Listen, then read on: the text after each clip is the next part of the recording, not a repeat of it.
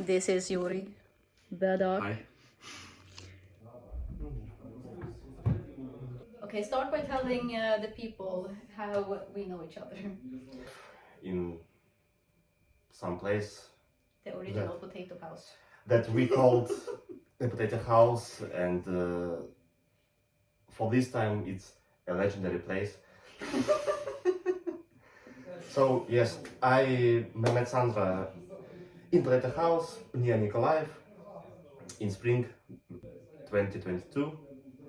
It was hard time, not so hard like in Krinky, but it was a hard time. Nothing is as bad as Vicky. Back then, we were both in the 36 Marines. Yes. And you were the company medic, combat medic. Yes. Of reconnaissance.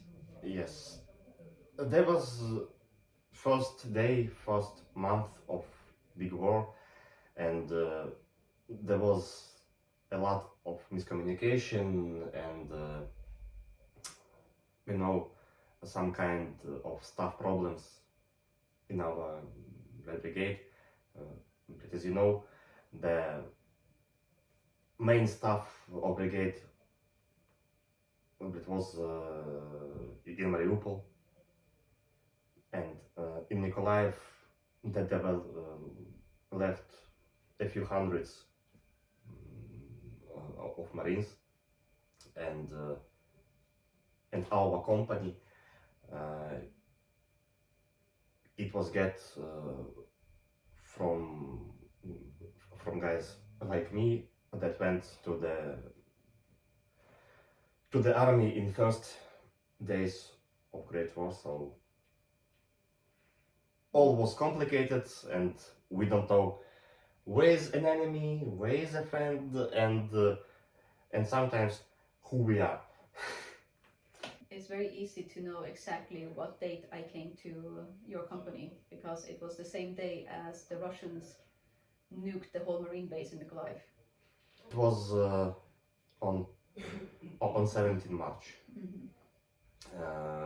There was 2 rockets. One rocket goes to the base of 36 brigade, and second rocket goes to the nearest base. It was a base of repairment battalion. Mm. We were supposed to go to that base and report in, but yes. Then while we were going from the train station in Odessa to Mykolaiv, we got a phone call saying that our orders are now not to go report to the base, but to help carry bodies. That was the first day of us, me and the Dirty Dozen, the ranger team, coming to the 36 Marines. There was a few alive. They was put out from the crash of building in first minutes. Mm-hmm. Then there was only the dead bodies, and an interesting thing that the last body was found in May. In May? So with the last truck, with all this garbage, in the last truck of last garbage there was a last body. Jesus Christ. We ended up living in potato houses, as we call it, and it was full of potatoes and mold. And your basement we had to see cover in every night, because our air defense at the time was one guy on the roof with a stinger and a radio, and he called for us on the radio. And we have sometimes ZU-23, like 2 barrels on Shishiga, on gas, the 66. And that guys on 7th of March, they strike into the Russians, into Russian battle machine of the Sand, and fired it up. So we have some air.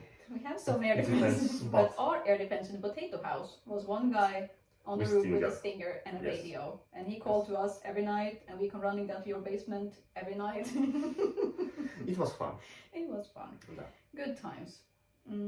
Before the war, what did you do before the war?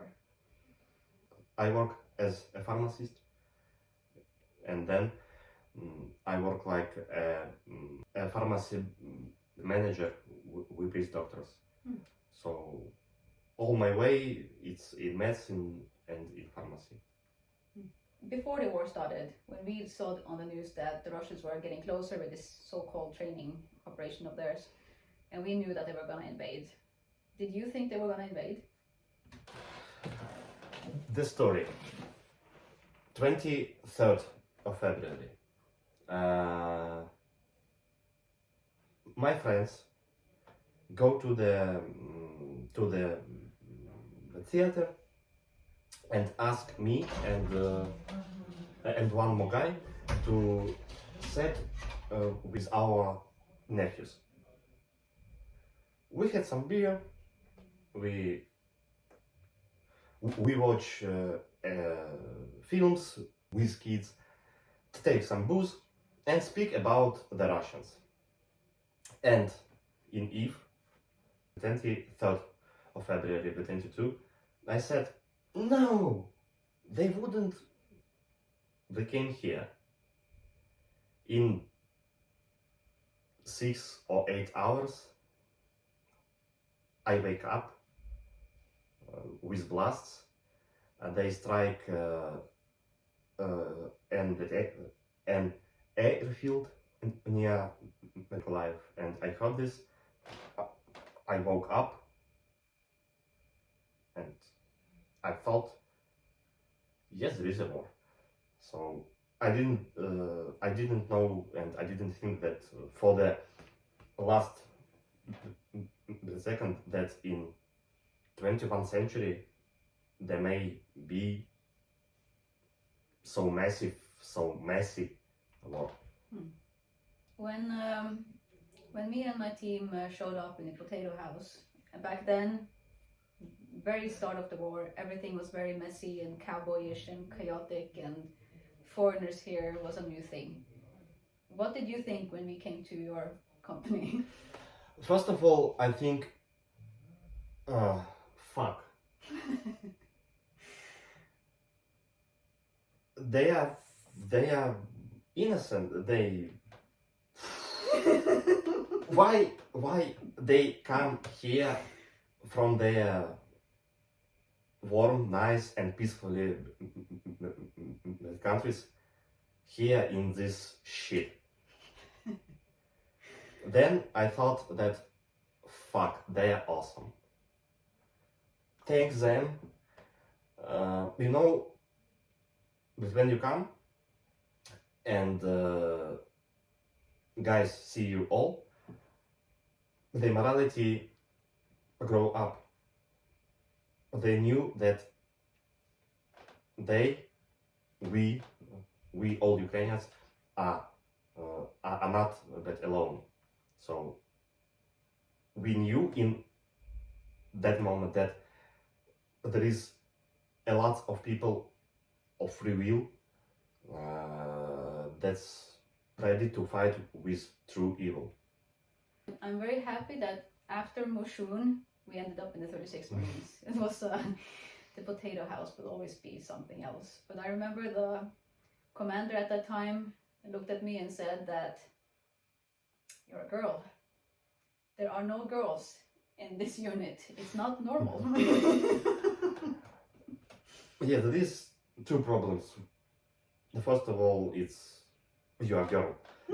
First of all, you're a girl. And it was a problem for all of us. Not just me Yes. personally as a girl, but Yes. for my whole team, because nobody spoke Ukrainian, and you had to be the translator for everything. yes, and as you can see, my English is poor, so It's better than most. yes, but it's poor. So I don't think it's poor. and when we speak about some complicated things like medicine or tactics, it's complicated to me. I don't know some words and so. And yes, this is a problem with all foreigners that goes to line with battalions and brigades and don't know Russian or Ukrainian. Yeah, that's definitely big issue that makes life so much harder for everybody. Yes. Because there's not a lot of English-speaking people in Ukraine. Speaking of, how were we able? Because remember when we had this potato house had several floors. Yes. And at some point, the ranger team, the Dirty Dozen, was instructing a lot of people from the company. In the top floor we had javelin class, and the middle floor we had RPG class. The stupid picture that everybody gave me shit about because my finger was on the trigger on the RPG. I was told to do it because we were doing RPG class in the middle floor. And then one of the rangers was standing behind me with the rocket, trying to make it look like I was actually firing a rocket. Inside I wasn't doing that. But I was told to pull the trigger. It's all fake. It's all fake news. Yes, it's montage. It's Photoshop. Photoshop. Yes. But we actually had javelin class in top floor with all the potatoes. Yes. RPG class and RPGs and Carl Gustav class in the middle floor, and we had some medical training in your basement. Yes. How did we pull that off with no English speaker people?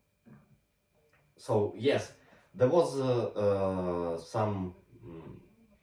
some tries of Russians go on helicopters into the Shishi building yard, but they fucked. They got fucked, yes. Well, all I remember from that time is a lot of rockets in the sky every night. I was sitting on the stairs in the dark because all lights out after dark, on the stairs in the potato house, looking at the beautiful stars and all the red and orange lights from the rockets every night. I sleep in basement, so I don't know. Well, I had to wake up every night and run down to your basement, so I know. I think. Remember on your birthday party a couple of months ago, when you said, imagine back then if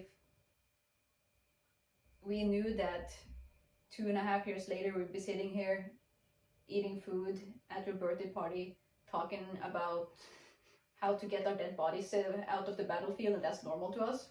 You would say to us back then that you're fucking crazy, go to a mental hospital. Yes, I think yes.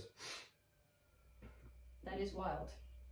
That was wild, but the time is best with medicine to cure the mind illness.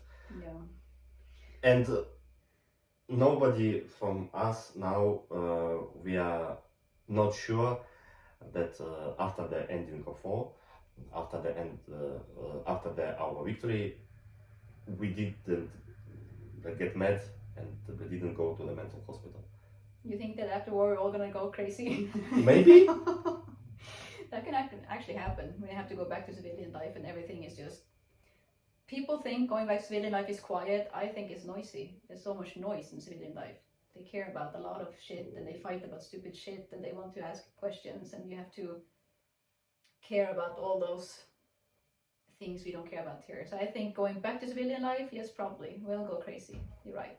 For me, sometimes the civilian that life is very silent. I'm better with sleeping in trenches when the Russians are shelling us. Either I'm at home with my wife and in quiet. I'm afraid of quiet. That is actually a symptom I too have. I'm used to hearing any kind of explosions, and that is weirdly calming. Yes. Okay, we're just fucked, Yuri. Thank God you're a pharmacist, so after war we can get medicine.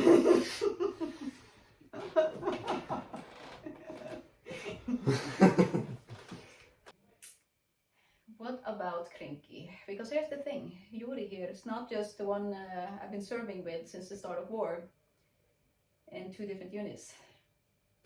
but we also evacuated together out of Krinky. What? You remember the first time we met in Krinky? When me and your body fell into your basement? We met in Krinky, I think, in the middle of December. Yes, because it took 10 days for me to find you. You know, at the time in Krinky, for me, it's like one very fucking long nightmare. From the time when I get there into the Krinky and when I leave it, I woke up. It was endless nightmare, but sometimes funny. That's the fucked up part. We can find the funny in any situation because So, we're so fucked up. I remember this situation when the one guy with open broke of 2 bones in leg here. I give him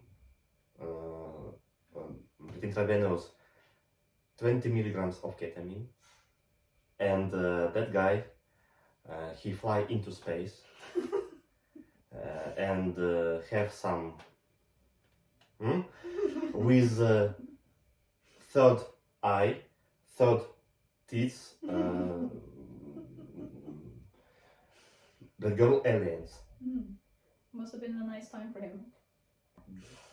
Yes, but he was evacuated to Nova Post point,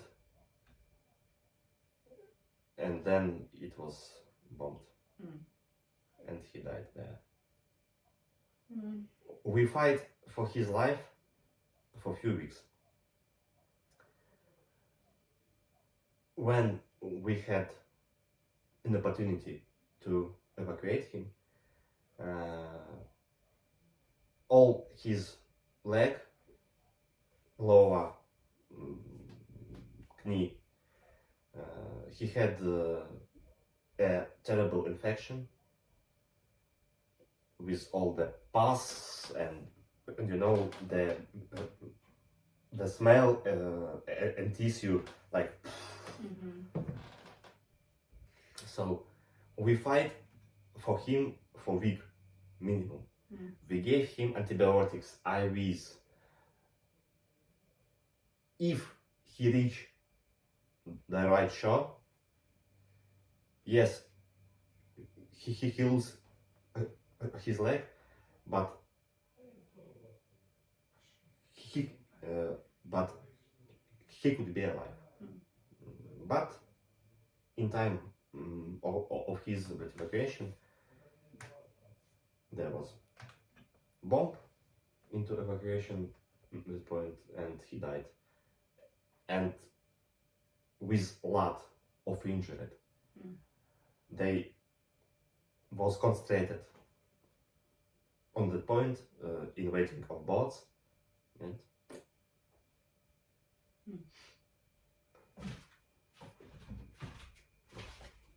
for a very long time, everything was quiet. Couldn't speak of it, but now it's public, it's out there, everyone knows you were there.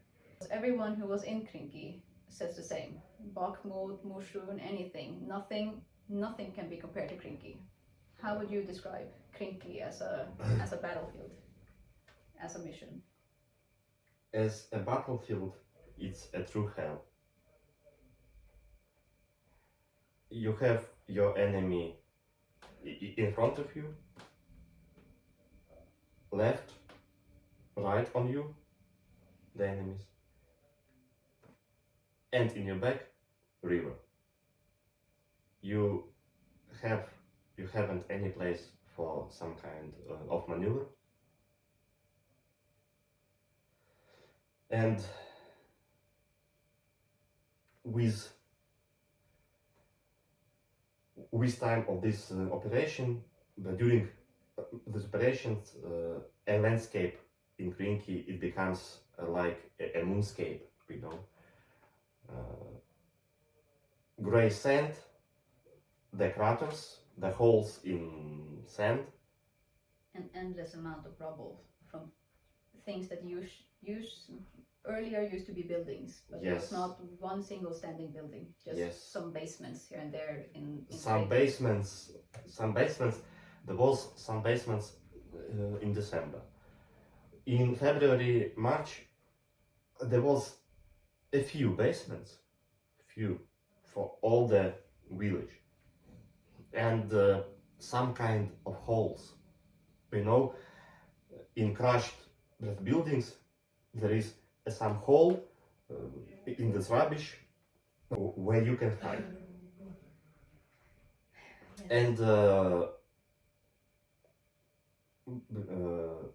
there was a close range combat. There was shelling with all stuff that Russian has, including shaheds, rockets, bombs, artillery, tanks. Kamikaze drones, Yes. grenade bomb drones. Yes, all the stuff. And it's fucking hell. But I think that the Ukrainian Marines, we showed up to the whole world that we have fucking balls. I think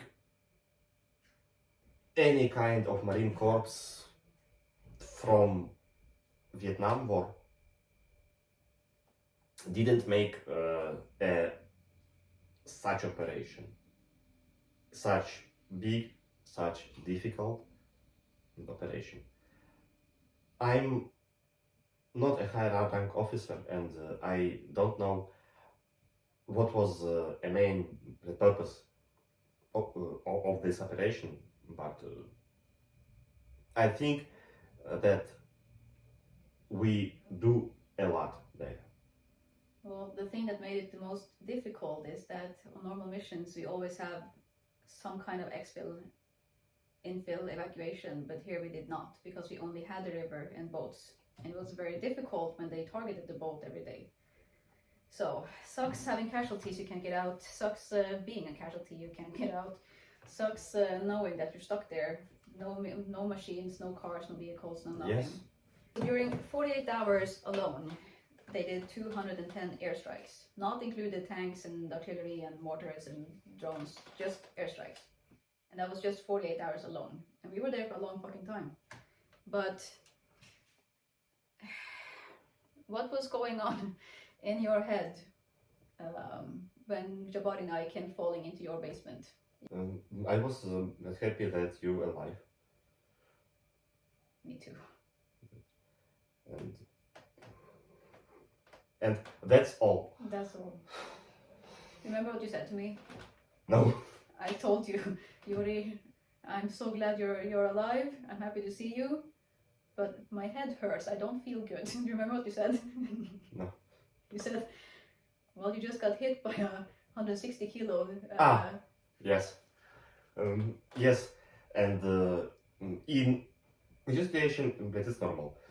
You just got Take, hit by a 160 kilo by a bomb. It's normal. But take a pill. I'm pretty sure your pill saved my life, because my brain was not doing good. I think all the brains getting twinky, that wasn't good. I don't think they ever will be good. Do you remember Christmas Eve you came to our basement? And I told you, Yuri, if you leave without me, I will never forgive you. Does you remember it was that eve before we leave? Yes. We leave 25 Yes. or 26? 25. In the morning. Yes. Christmas Eve, we got the orders that we are next to evacuate. I remember when we left a basement on shore and go to the boat.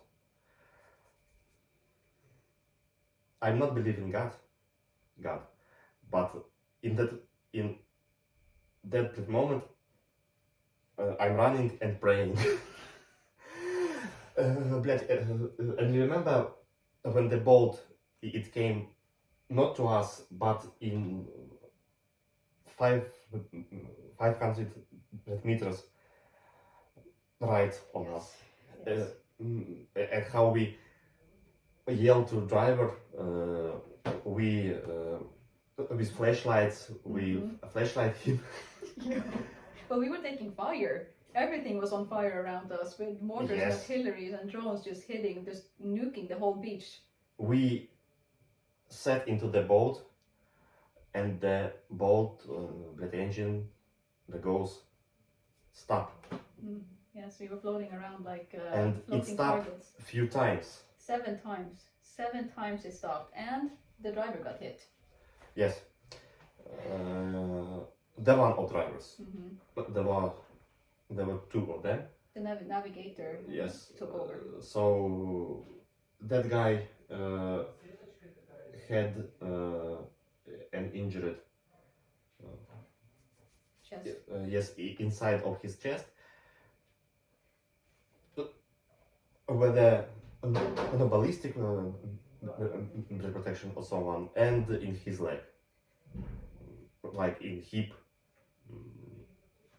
I tried to give him some help, but in boat it was fucking very difficult. You didn't see anything. I can't maneuver. Well, you have to say that it was in the middle of the night. It was pitch black, it was winter, it was cold, it was ice water, it was bombs falling down all around us. It But was a difficult situation. but to treat we someone. going to the right show. I honestly did not It's think we were gonna motivate me. make it. It's 100%. I was 100% sure we were gonna die. We were not. When the engine stopped, I thought this is it. Now they're gonna hit us. We're dead. In some time, I was ready to put off my vest and swim.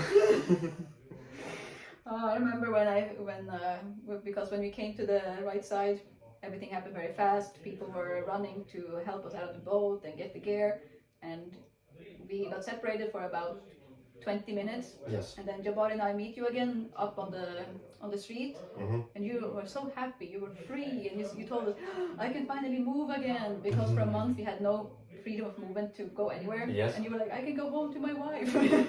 Yes, and on the right shore, we do all we try to make it as fast as we can, just because the right shore is shelling too. Yeah. The Russians saw every boat on river, and they shell the boats on left side, on right side, but in the middle of river all the time. The right side is what, for most people, was considered a frontline red zone area, dangerous to go to, and they called that a mission, just to go to that right side area. Yes. And for us, that was safe. That was freedom, because we came from left bank. That was hell, absolute hell. I want to get back there when we will liberate the left shore of Kherson district, and maybe in a few years I will take my car, my wife and my daughter, and we'll ride to the Krinky, and I'll show them the place there was that basement, maybe. Do you think it still exists? I think I could find the place where it was. It was a zombie landscape. Everything was dark and grey and gloomy, is that the word? It was fog, and it was not a single step without walking on some crater or rubble or Yes. ruins of something. Everything is just ruined. And you go tomorrow, day in basement, we go the next night, and the landscape is different. Yeah. That's true. Every time we popped out of the basement, something was changed. Yes. Because they bombed so much. Everything is changed. And that today we go by one road and it's good. Next day we go there, and there is a great crater full of with water and sand, and you think, fuck. And there was a few places there was landmines. Yeah. So we had to run through the area of landmines when we went to the evacuation. Yes. And nobody knew exactly where it was, so we had to get we had to get someone to try to guide us who kind of sorta thought he knew where this path was, but we didn't know. But you were just really wanting to go home. So it was we the only tried. way out. Yes. We didn't have a choice because the other area was bombed to shits, so we had to go to the other to point B, and that was through a minefield. That was shit. Oh, it was shit. But fun shit. I can't believe you fucking survived that shit. That is wild. That is so wild. How long do you think this war will go on? I think this war will last till the last Ukrainian or Russian. You don't think it's gonna end anytime soon? No peace deals?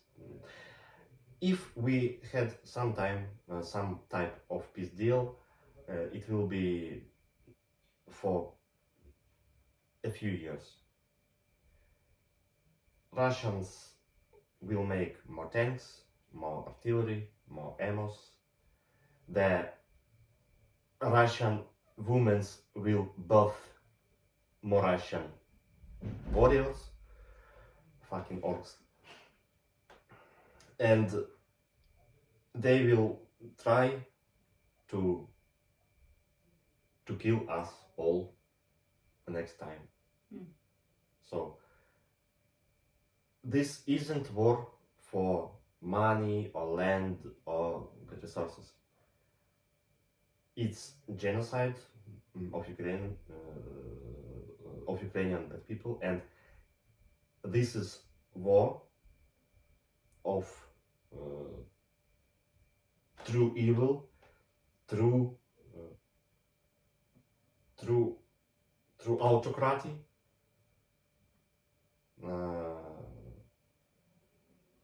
with democracy and with all people of free will.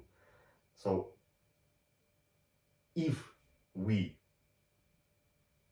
now and together don't stop Russia, they'll have some rest, some help from China, Iran, and so on, and try to kill us one more time, or maybe in Poland, or in Litva, Estonia, Latvia, or in Finland.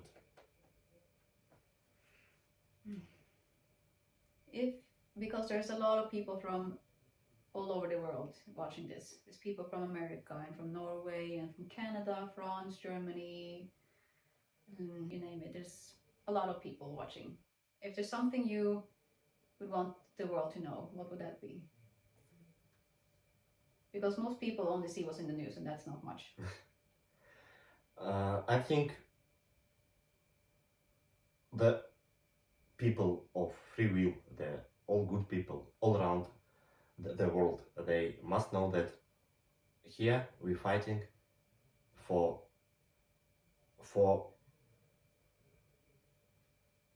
all this. We want to be part of Western world, of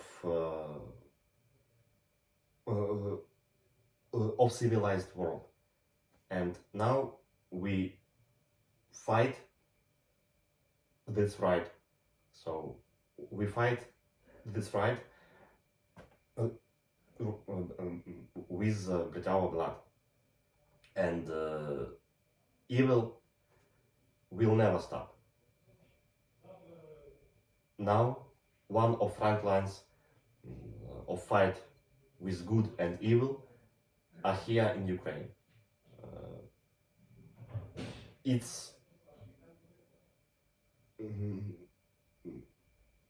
it's personal for me, yes,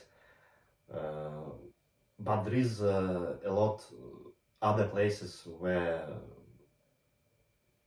now we have sometimes of conflicts now, like in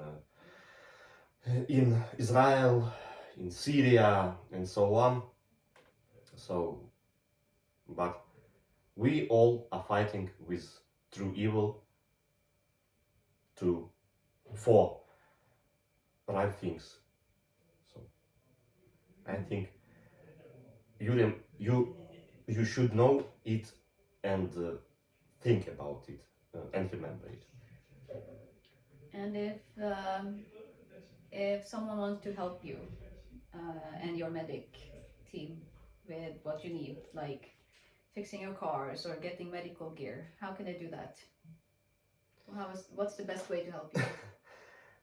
I'm on Facebook. My page is open. You can text me. Careful what you ask for, because now I'm gonna add that link to this video. So you text me a potato house. Potato house. And I know that you are a friend. Code word potato house. Yes, yes. And yes, we need some money. We need some stuff, some medical equipment. We need gauzes, bandages, so on. So his ambulance is broken down. It's in another village. Yes. It's broken again. Yes, again. So if you had an opportunity, if you want to help, you can contact me or Sandra, and we will try to manage how you could help us. If you have some questions, type it in comments. Share, like, repost. We are going to see other YouTube videos. Share, like, subscribe. Maybe one time I can show some videos from you in action, because this one, even though he is the chief medic now, he prefers to just be a combat medic running around on missions, which is why he wasn't crinky himself. He didn't have to, but he's the chief medic and he likes his job, so he went there. So sometimes Yuri and I have a tendency to just fuck off to the front because we want to. Yes. And we was as both to last summer in the next region, so we have something to say about that time. And as you remember, in 2022, when we go from potato cows to the Kherson district, we have some interesting things there, so I can tell about that time if you were interested in that. So Kherson stories, Donetsk stories. yes. Well, we can always do a part 2 with the doc, and maybe then from your ambulance or Some other interesting location. Secret. The forest where I live for 1 month is in 1 hour from here. I even remember where is my trench that I dig myself. Your own trench position. If you didn't dig, you die. That's true. Or maybe next time we decide to fuck off to some mission. Yes. And we will very busy for killing Russians and save lives. You make it sound like that actually is a nice thing. Okay, well then, see you next time for part 2 with the doc. Bye bye.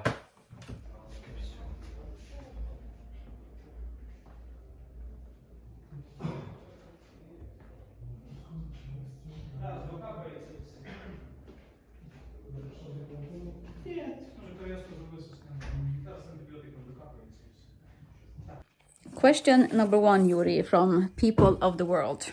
Okay. I'm sorry. The life of a chief medic. Yeah. Hello. Looking for documents, looking for some shit. Okay. Question number 1 to the doc. Are there things that help you personally manage the traumatic stress you endure as a combat medic? What is that? The first of all, it's my wife, it's my family. They believe in me. They know that I'm here on my place, that I can help a lot of people. And second one, it's my brothers in arms, my lads. They believe in me too, and on some days, some holidays, like a day of medic in Ukraine, they send me the messages. I didn't have their numbers. I don't know who is texting me, but when they text me like, "Doc, thank you that you saved my life. I had an amputation of arm on that time, and I remember, and I know, yes, I was there, I helped him, and that's my treatment of battle stress, and this is, and this thing that give me a relief of all this stuff." Do you treat Russian prisoners of war often, and is that hard or easy? So for this two and a half year, I didn't have an opportunity to treat Russians, but all we, all us, like soldiers, Ukrainian armed forces, we deal with Geneva Convention, and many medics that I know personally, they gave treatment to Russians. We should treat them. It's because we can't change our prisoners to Russian death bodies. So we change only alive on alive. So we should treat them. That is actually a good answer. I never thought of it that way. Since the start of war, how has the medical equipment changed? Do you get more now than we did in the start? From beginning of Great War, there is a massively and multiply the changes of medical equipment and supplement. In the beginning, we have nothing. I remember that IFAX that was given to us in last days of February 22. There was a pouch. There was a rubber. Rubber band. Yes, rubber band. A knife and very old a Soviet like a bandage, and that's all. That was a medical blood supplement of one of brigades in the beginning of war. With help of all volunteers, of all peoples of free will from all around the world. In first months we get lots of equipment like tourniquets, bandages, chest seals, and so on. We start to teach, to study how to use it. We begin to use it, and now a supplement much better. My battalion is one of battalion of priority забезпечення, of priority of giving some stuff from higher command. So I make a few bread papers, send it to higher level bread command, and in week I get a supplement. But there is a lots of new, very interesting things that couldn't be provided by government. It's like Xstat, like IT clamp, like iGels. Maybe they couldn't buy it. Maybe we haven't. I don't know how to say it in English, but we have some list for my battalion what equipment we should have, and some kinds of very interesting and useful equipment we hadn't in that list, so we couldn't get it from government, and in that case we asked volunteers to help us with it. What supplies, medical supplies, do you need the most? So the most we need that supplies that we lose and use oftenly. So like tourniquets, bandages, gauzes, chest seals, and so on. And in evacuation, in some incidents, we often lose our vehicles, like ambulances, like armored vehicles.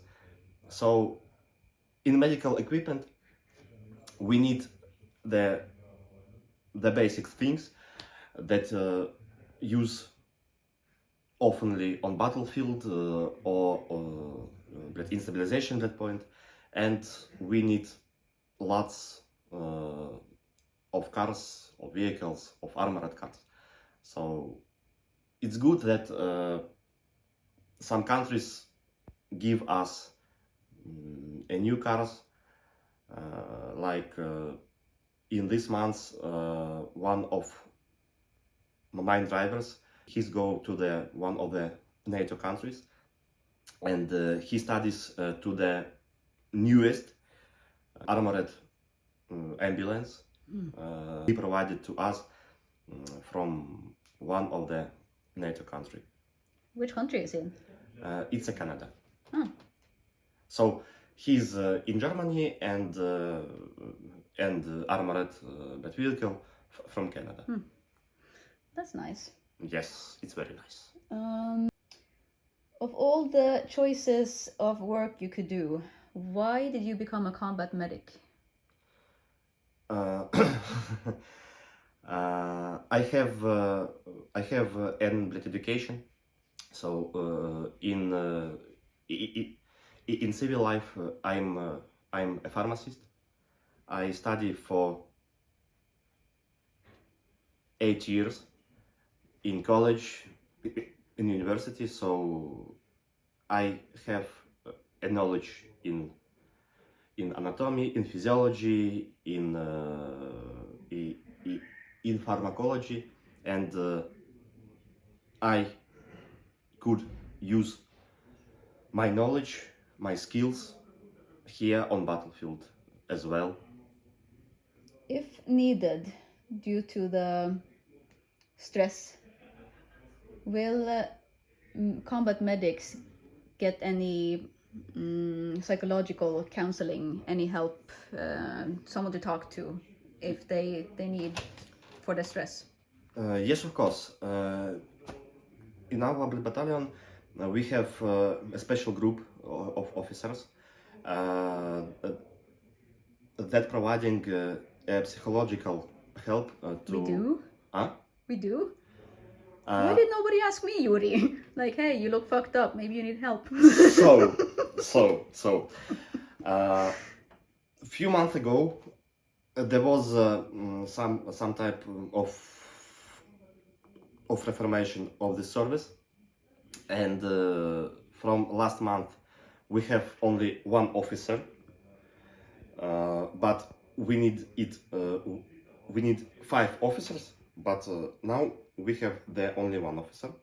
But we do have officers who are supposed to be like moral support or debriefing soldiers and marines with battle stress or... So, yes, and we will have them when they come to our battalion. So the problem is that there is a lot. We need a lot of people.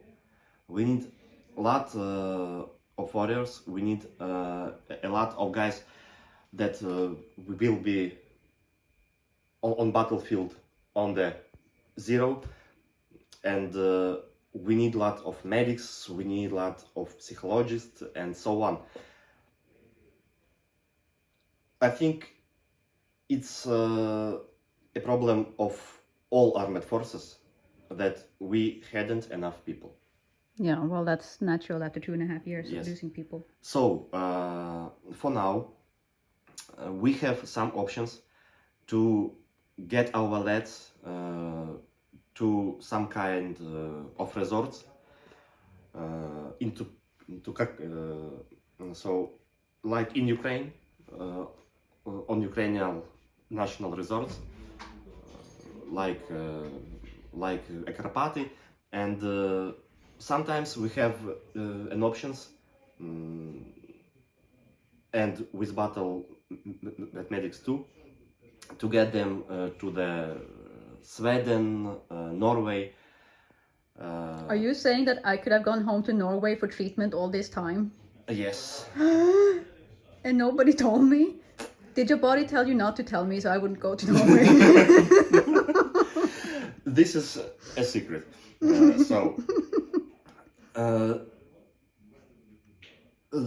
These options, they are tiny, they are small, and we can get the places on this the treatment the courses in like one place in 2 or 3 months, but we have that options. As I know, there is some volunteers group like people of Norway or Sweden or so on, and some Ukrainians that leave Ukraine at the beginning of war, and now they are in that countries. They manage, they work, and they trying to provide help for our lads. I'm learning so much today. Wow. By the way, this is the same Mykolaiv hat I have, just in another color. We're gonna do some Rebel Volunteer PR here. Yes, and it was like this. Yes, I have the same. but same problem. Yes, on some it goes. It's a fake color. Yes. Do you stay in contact with patients after transport? So we trying to stay in contact, but there is a problem. So in some conditions, the evacuation from battlefront, from zero break point to the to stabilization break point, and to hospital? Yes, but to hospital, it's fast and complicated, and sometimes we haven't opportunity to get some phones, some papers for injured. So we try to keep them all the way, but it's complicated. We have some instruments from big regional hospitals. They take all information about injured from their region, sort it, and give it to us. But it take a lot of time, and this information could be provided with a big like ping. So the injured get to hospital today, and we will know about it in 5 or 6 days. So it's not good. We're trying to make this better. We're trying to put we're trying to find some other ways of information, and now in our battalion we have some officers that in case massive casualties, they going to the nearest big hospitals and trying to find our lads. And when we find them, we are on connection with them all the time. Next one I know is very important to you because it was all you talked about last summer in the tree lines in Shakhtarsk. What is your opinion on cat versus soft tourniquet? So, for me, like a trained medical officer, it's equal. But soft tourniquet have one, on my opinion, a bad thing. That's when you put it, you have a long tail. I'll show.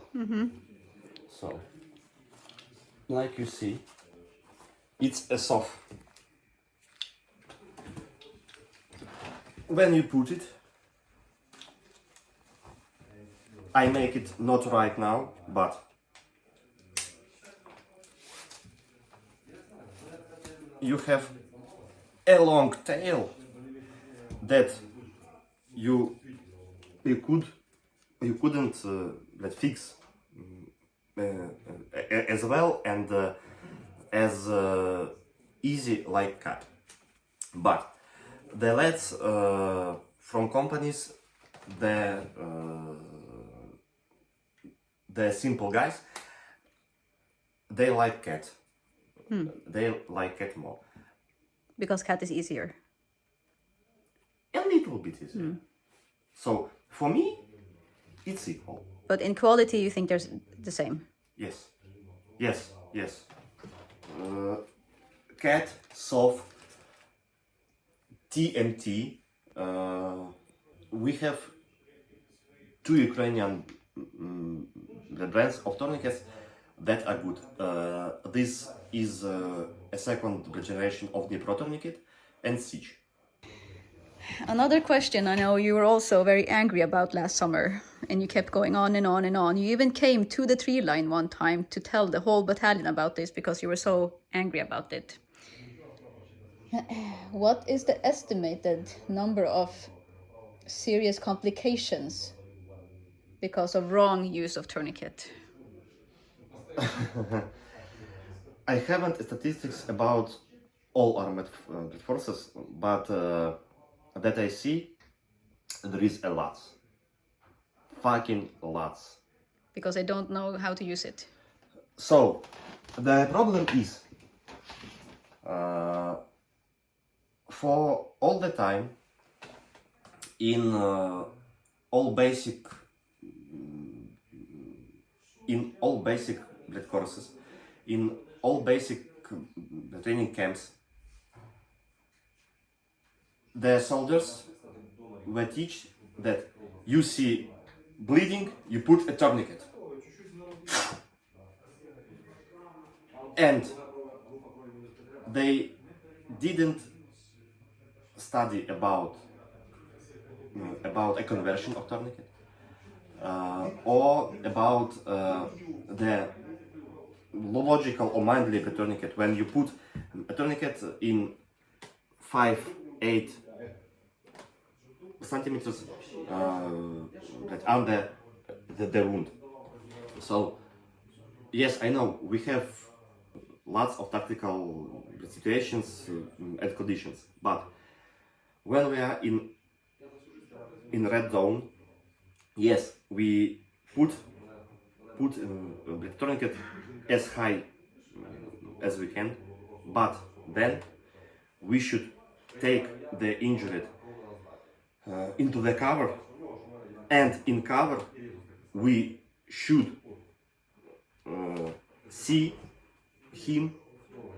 We should think about if it's a small scratch or small hole, and we see that we haven't a massive bleeding, so we should make a conversion of tourniquet.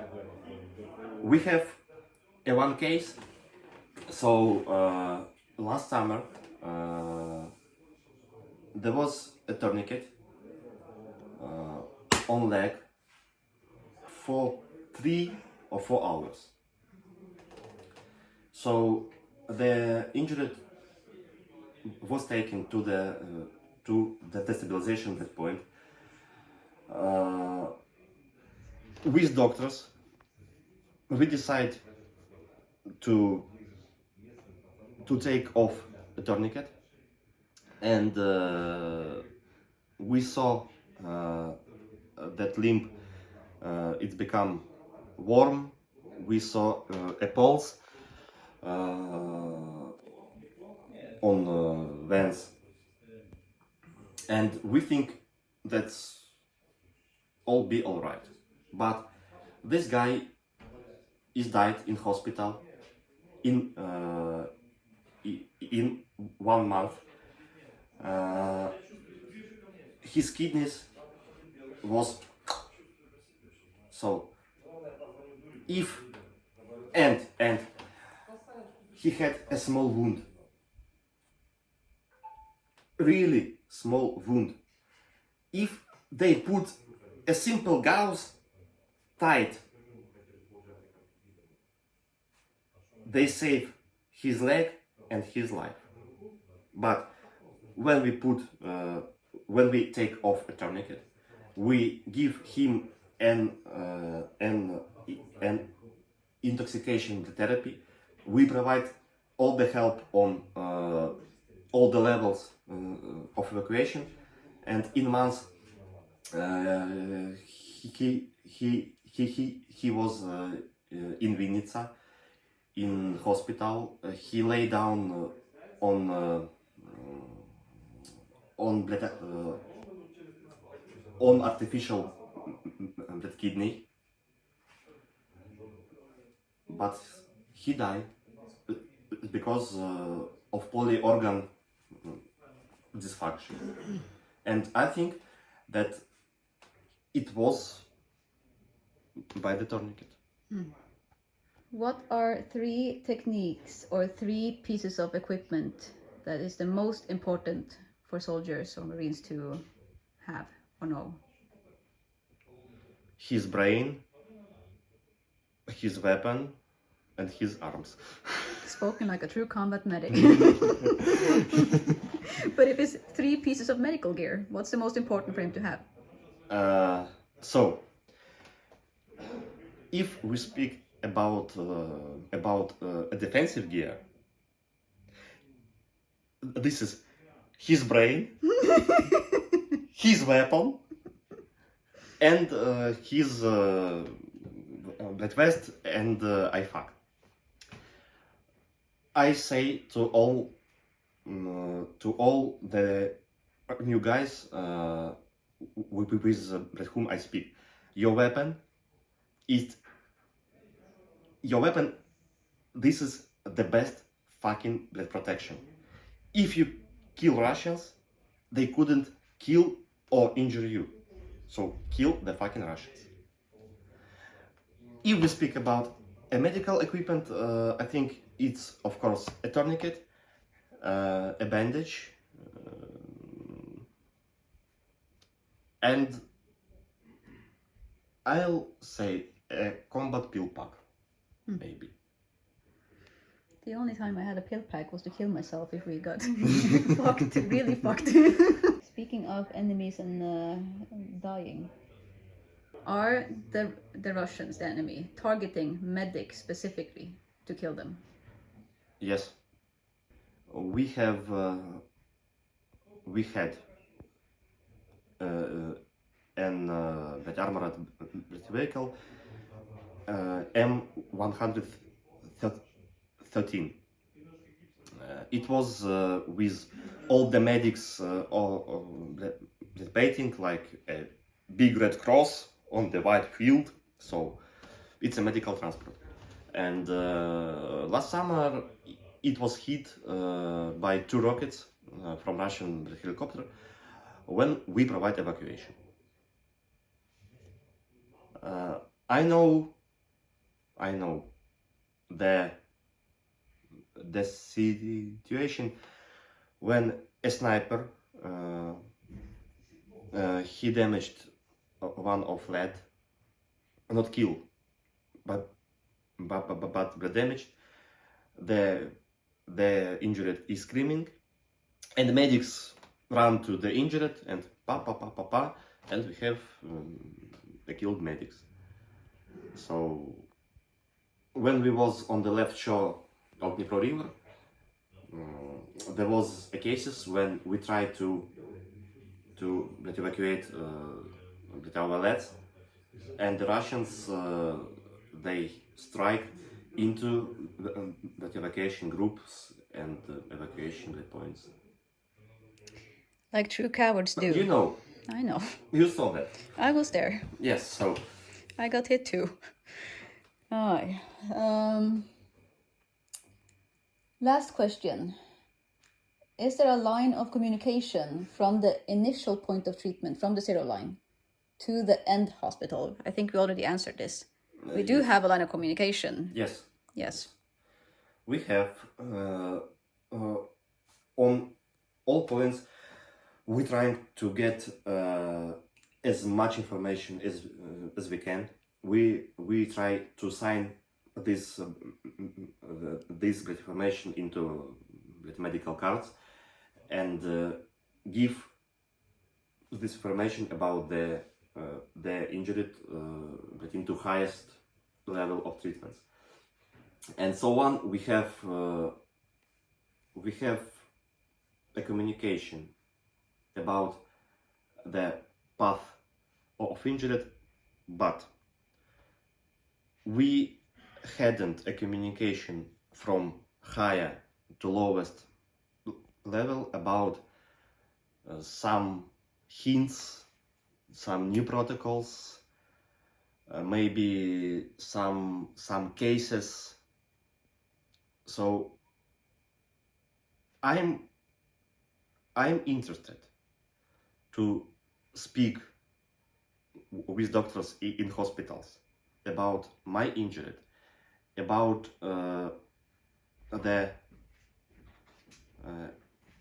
if my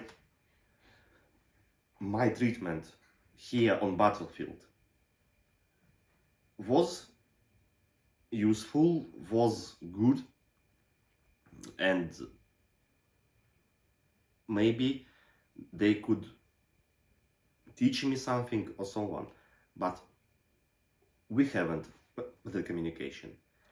Like from battle medic to chief medical officer of battalion or company or brigade, and and with medics on stabilization points of brigades.